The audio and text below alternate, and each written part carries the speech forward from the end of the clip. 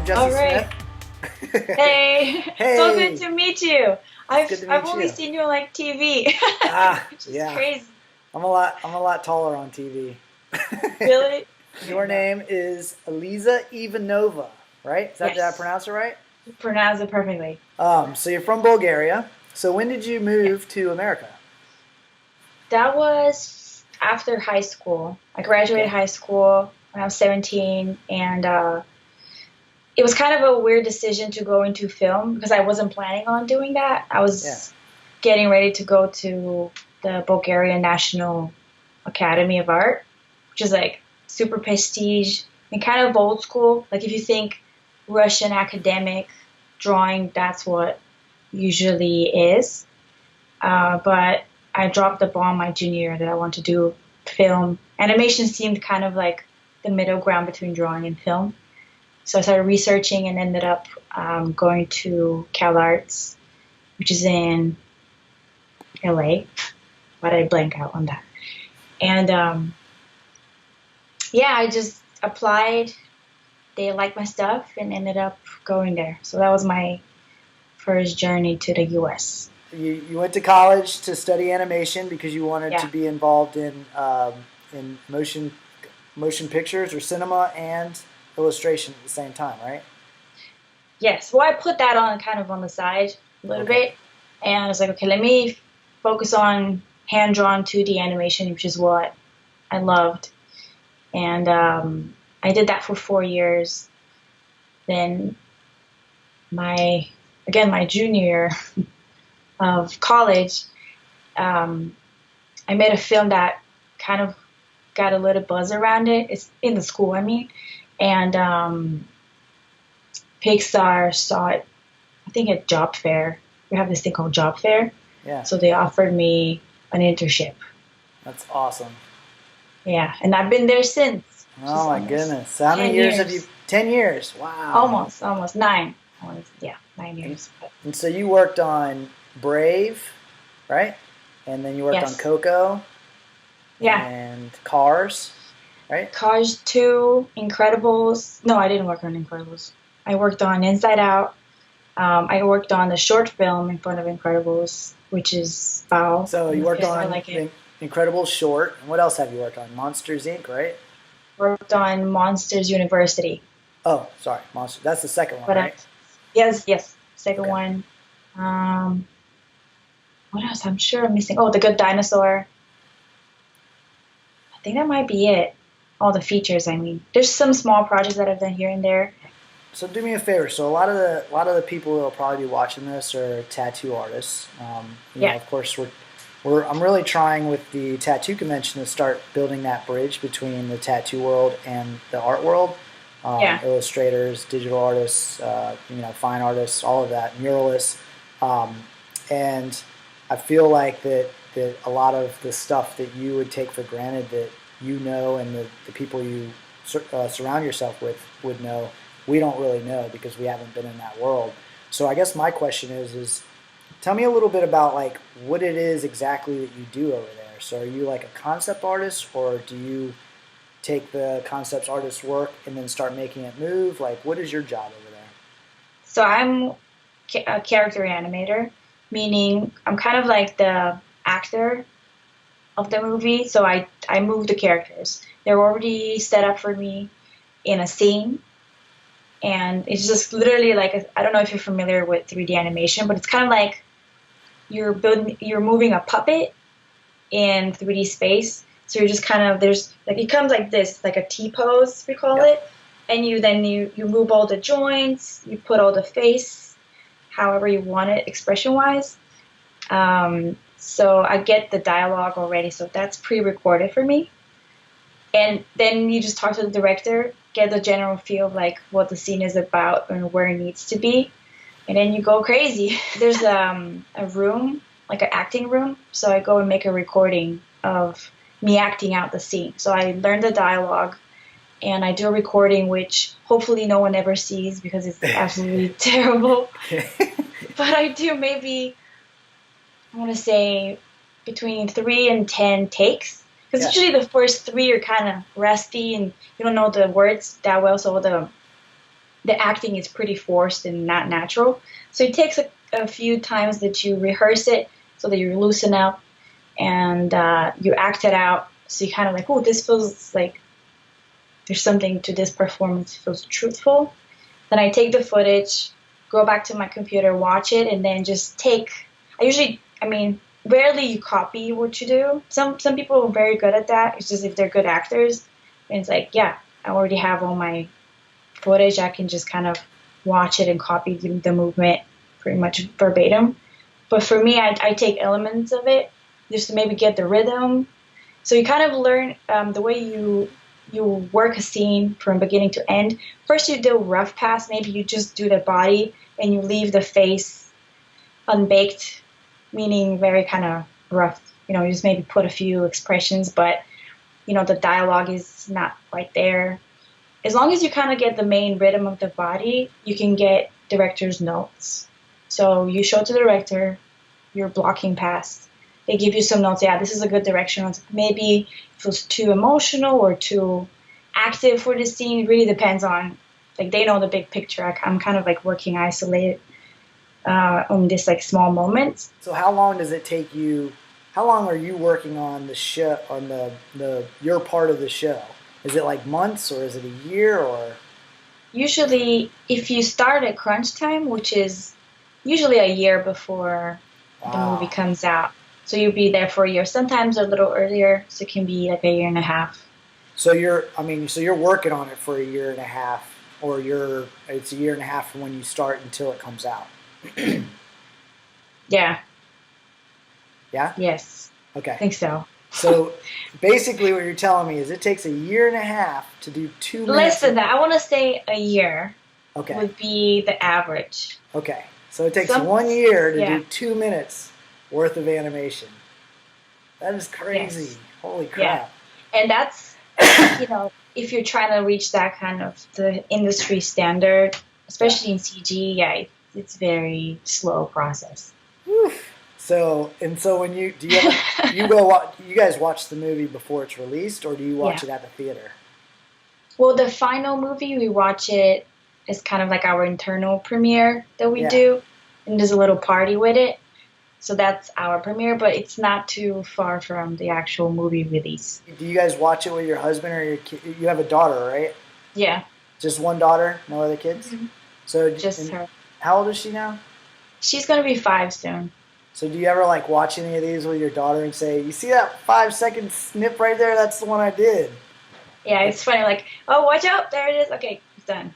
Done. Yeah. That's so cool, though. And so you've been doing this for 10 years. So I heard something where it said that, most people usually have about 10 years worth of energy in them for a specific, like, career, right? Mm-hmm. And whether, obviously us as artists, we're going to probably be artists our whole lives, but maybe switch into different roles.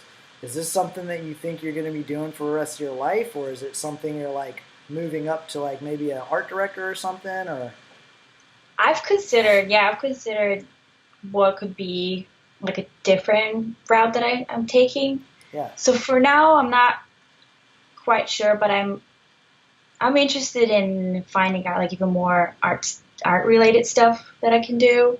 That's why I'm pushing my art stuff on the side, just to build a little more of a name in that area. But you're totally right. I think after almost a decade, you're like, you need something fresh, like something to shake it up a little bit.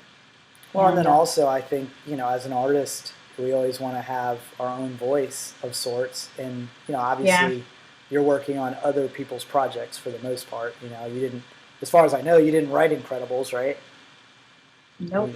You did, like, you know what I mean? So you're essentially like being the voice for somebody else's story.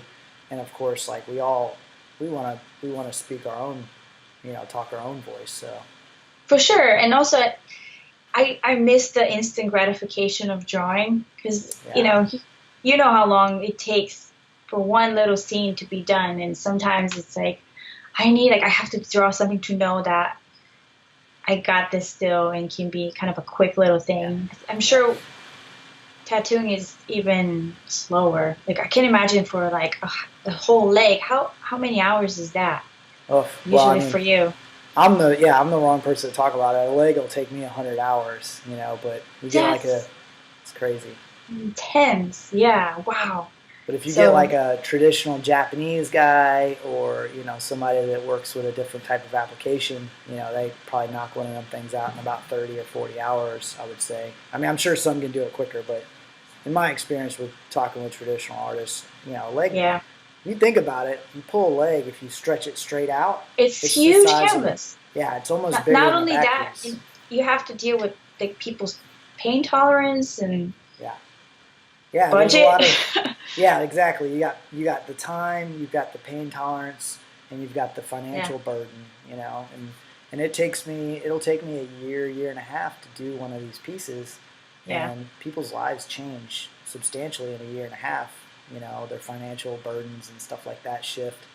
So yeah, it's nuts. So your husband's a tattoo artist, Yeah, right? And I wasn't even aware of that when I contacted you. I was just a fan of your I work. know. And I know about you and your work through him because he was a huge fan from nice. way back when, and I believe we went to one tattoo convention here in the Bay Area, and there was a guy with one of your pieces. It was like all the way from here down to the leg, Oh to the wow. yeah, to the foot, and I was like, "What is this? Who made this?" And he enlightened me. He's like, "Yeah, this guy, he's incredible." Oh, So that's cool. Awesome. Well, I was never expected to contact you and have you know who I was, so I appreciate that. So your husband's a tattoo artist, and so what style does your husband do? he he kind of jumps between realistic stuff, kind of new schoolish, Yeah, with some traditional Japanese. yeah, Because of the Bay Area, there's a lot of, and his shop is in downtown, right next to like Little Italy in Chinatown. So he has a lot of just people that want very traditional stuff, yeah, and also the city has that history. So for sure. he does both now. Yeah, so give your husband a plug. What's his name and what shop does he work at? Sure. Yeah, his name is Svetlio, and his shop is Dream Masters, Dream which is Masters. in North Beach. Yeah, Okay, what's his name again? Svetlio. How do you how do you spell that? That's an awesome name. Yes, Svetlyo. Okay, Svetlio. Got it. There you go. Wow, no Perfect. accent whatsoever. Oh, okay. Nice. Yeah. it was that one weekend that I spent in Romania. I got it. There you go. So Yeah. from an outside perspective, I mean, you're in a kind of a different art world. What do you think the major differences are between like the people that work in Pixar and the people that you kind of those circles you run in versus a tattoo artist circle? Usually, the biggest difference will be kind of the audience, because a lot of Right. people would go for, they actually want tattoos. Where with animation, if you're in animation and you want to interact with the people, you kind of have to know a little bit about the world beforehand. Right. Otherwise, you just go to the movies and experience it. So I think there's that little difference where Different you audience. interact with the people that actually maybe don't know as much about tattooing. But usually, when I go to like Comic Con or something, a lot of people are already very much into that world, and they know more Yeah. than I do a lot of times. Yeah. Tell me about So it's that. So this interesting. was your second year working Comic Con? Yeah. Yes. Yes. Oof. And how long did it take you to get in? I know that uh, some people it's difficult for them to get in. oh, well, I was part of a group. I Oh, lucked okay. out. I met this group of artists that work together each year. They're part of it's called Big Wow, Oh, big and wow. Okay. it's nice because I get to have a little bit more like elite location, if I can Yeah. say it that way. It just looks professional. Even though it was Right. like my first time, still it was kind of like in the exhibitor area. It Yeah. made me look legit. Like I know what I'm doing. When I was like, I've never seen this many people. I've been to Comic Con, but only as a person attending, not as Yeah. an exhibitor. I think I heard that the San Diego Comic Con brings in roughly 3 to 400,000 people throughout the weekend. Does that sound right? It, I would believe it. It And that, felt like that. Definitely and I don't know for sure, but I insane. remember back then when I was talking to my friend, I think that the population of San Diego isn't much more than that. So essentially, you have Wow. the size of the city coming into the city for that one weekend, which it's got to be nuts, man. It's crazy. Yeah, Such a pretty city, though. it is. I don't know how they keep it organized because it felt. I mean, looking from it, I get excited. Just like this is how do you manage all these people and like keep track of stuff? It's pretty intense. Well, there's a bunch of friends they go. I'm very lucky that I was really close to Kim Jong Gi Oh and his yeah, crew. I was Like gonna he's ask you like about right that. there. It's it's the best So thing to like go watch him. It's just mind blowing. Yeah, I he's like definitely. one of my favorite people ever. So yeah, so I was gonna ask you about him, Kim Jong Gi. Is that how you pronounce it? Kim Jong Gi. I think so. Okay, because But I I'm think probably butchering it and someone's like, no, it's not how you say it. his name on Instagram is like Kim Young G Us, or there's a US after it. I'm not really sure Yeah. what that means, but so with him, and I was noticing some parallels in the way that he draws and the way that you draw. Is A little you bit. you kind of like just put the pencil down and just start at the top and go all the way down to the bottom, kind of. There's not much sketching that's happening, right? Yes, for the most part, I do that. But Yeah, there's a but. If I'm doing something like a commission that's very specific, I would plan it a little more and right, maybe have some rough sketches there. But I usually don't do kind of like the boxy, like the circle for the head, all that stuff. right. Because I never understood that. Like my brain doesn't work like that. I've tried really hard, especially in college. It was kind of they were encouraging to think in volumes like that, Yeah, but I think more silhouette, and I think Kim is like that too. But I was in Croatia at this event called IFCC this year, and it's a little more for like video game industry. yeah, There's a lot of like incredible concept artists that go there, and they meet and they talk about stuff, but they also expand a little more with artists like me that I'm not quite in that industry, right. but I draw, so I think it was valuable for people to see like the way I approach stuff, even though it's like not concept art per se. Yeah, And there's more artists that came. I don't know if you're familiar with J.W. Cooper. Cooper was yes. there. Is that Jaw Cooper? Is that what you're talking about? Yes, Yeah. and On Instagram, it's Jaw Cooper, right? Yeah, I love her work. It's her, right? phenomenal. Yeah. Yes, Okay. yeah, She's phenomenal amazing. artist. I feel like So she she runs did parallel to like James Jean in a way. absolutely, and I Yeah. think she's like such a hard worker that it's super inspiring to watch. Like how she produces work is super high quality, but then she's fast too. So she Right. did a demo, I did a demo, and again, we all did different. Like she did a gouache painting. I did a kind of an illustration from scratch, just to explain what goes into my mind, how I use my references, because I have a lot of references usually. Oh, okay. So you're And not like pulling this stuff straight out of your head, like no, you're looking at something when you're doing that. I should have mentioned that. Yes, I do have Okay. references a lot. So And does Kim Jong does he do that, or is he no reference? I believe, no, I don't think he uses reference. That is crazy. I That's think, from what I remember a long time ago, because he came to visit Pixar one time and he did like this super cool, like giant drawing of all the Pixar characters, and I was like, okay, how does he know how to draw like these super obscure characters that you can't just download from space in your right. brain? Like you have to see them, right?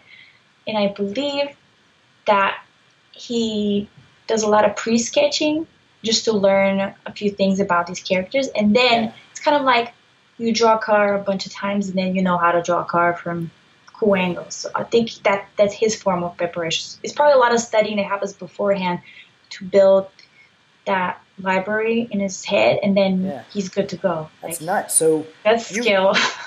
but I mean, that's what you do. So, I mean, maybe you don't feel like that you do the same thing exactly as him, but when I watched one of your sketching process videos, it Mhm. looked to me like you were doing essentially laying out the drawing the same way that he does. Is there any difference in your mind? I think is the complexity that he gets that I'm not quite there yet. Right. I'm probably like I want to be headed that way. Yes, I definitely think we have parallels in terms of how we think, but he also has this insane like photographic memory, which I'm still developing. Yeah. It's kind of like mine is the baby version of his like fully grown thing, and yeah, sometimes there's drawings that they don't happen. I'm like, I'm gonna shoot myself. Like this is not coming out the way it's in Oh my goodness. brain, and that's when I'm like, yeah, I'm not quite hitting those like skill levels. But I mean, I think it's practice. Like if you do the same thing all over and again, it just gets easier, and then it's kind of have your muscle memory. So there's a lot of Yeah. things that you repeat and then you integrate in different drawings. People might Yeah. never notice the parallels, but like they're in your brain. Like, oh yeah, I like definitely like lay things out. So I'll say, here's a mhm. circle, here's a head. I'm going to throw the body down this way. And I just get a basic idea of how everything moves. And then I get on there and I just, I almost start with the big picture and start whittling it down. I see. Whereas with you, it's like, and then you just go like this, and there's an eye, nose, and everything just starts lining up. And it's just mind blowing to me how you can do that. That's crazy. I'd love to well, I mean, I hope that when you come to the Richmond Tattoo and Arts Academy that you'll, expand on that a little bit more and talk about how, I don't know, have you been able to kind of turn it into this thing where you can kind of help communicate how you do it and get other people to learn how to do it, Mhm. or? I will do my best to try and explain. I think I have to probably consciously like break it down. And I've done some demos live, and Yeah, it helps when I'm drawing and speaking because that's like the decision making. I can verbalize it quickly. right. So I'll try to do something similar, like maybe present a little bit of how I normally think about art, but also demo. I think a lot of times people learn more just by literally seeing it Yeah. happen. I want to definitely do like a YouTube type of, either time lapse or actually sit down and talk about it because Yeah. it's fun. Do you ever? So I noticed that you do a lot of more traditional medium. You're drawing with Yeah, pencil, and then you're kind of scrubbing in some colors and stuff like that. Do you ever mess with the iPad Pro at all? I I do. I want to do more. The main reason I do traditional is because I'm in front of a computer Computer for all the like time. all day, and I go home and like I can't Yeah. stare at a computer. Like, I have this like weird migraines that started happening, which Yeah. I think it's part of my eyes, and that's why I started doing my drawings. And if you see, like I don't even have that many like colored stuff or oils or anything that's like Yeah. not dry media because for a long time, especially when my daughter was a little younger, there's just no time. So anything that fits on my lap was all I had. Quick. And Yeah. it's cool because if you have that limitation, you're like, okay, well, this is all I have, so let me try and be creative with this. So it turned out to be kind of a, blessing in disguise where I started doing some experimentation with with my technique, and now I think people kind of recognize my stuff for just the tools that I'm using, which Right. wasn't like a stylistic choice. Like I didn't sit down like, "Ooh, how Right. would I be different?" It's more like this is all I have, and let me just have fun with it. And see if I can push this more than I usually do. Well, I mean, I'm sure you already know this, but I just felt like when you were talking about doing a time lapse, it's like you get on. You know Procreate, right? Yeah, So they got that recording thing that's awesome, and you could just sit there and sketch. But the only thing is, yeah. when you're recording it, you can't see the pencil. You know what I mean? I guess you Mm. could set up maybe another camera that kind of records at the same time, but it's so simple now to get a little time lapse of your artwork. It seems. I know, that's brilliant. That was such a smart thing that they did. It's cool to see. Like I think I've seen a few time lapses that James Jean did. Oh yeah. And it's still like I don't know how you start with nothing and then you end up with the result that you have. Like there's something in between that happens that's just beyond. Like it's so beautiful.